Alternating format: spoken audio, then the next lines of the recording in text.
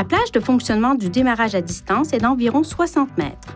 Pour que le démarrage à distance puisse fonctionner, la boîte de vitesse doit être engagée à la position de stationnement, le contacteur d'allumage doit être à off et toutes les portières doivent être fermées et verrouillées.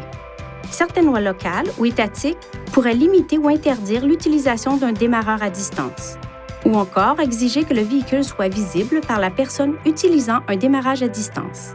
Consultez la réglementation locale. Pour démarrer le véhicule à distance, appuyez simplement sur le bouton verrouillage du porte-clés. Puis, moins de 5 secondes après, appuyez sur le bouton démarrage du moteur et maintenez-le enfoncé pendant au moins 2 secondes.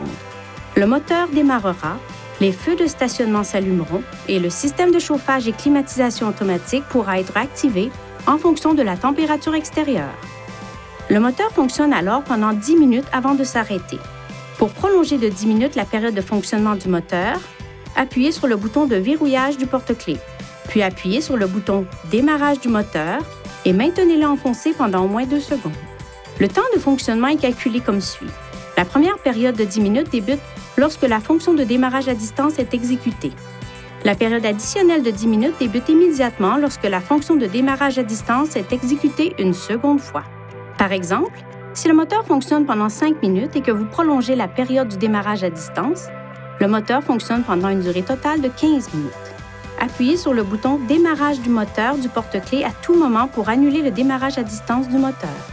Après 2 démarrages à distance, le contacteur d'allumage doit être placé de « on » à « off » avant de pouvoir utiliser de nouveau la fonction de démarrage à distance.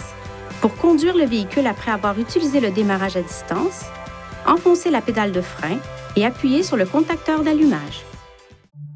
Veuillez consulter le manuel du conducteur pour obtenir des renseignements importants concernant la sécurité et les limites du système et pour en savoir davantage au sujet de son utilisation et de ses caractéristiques.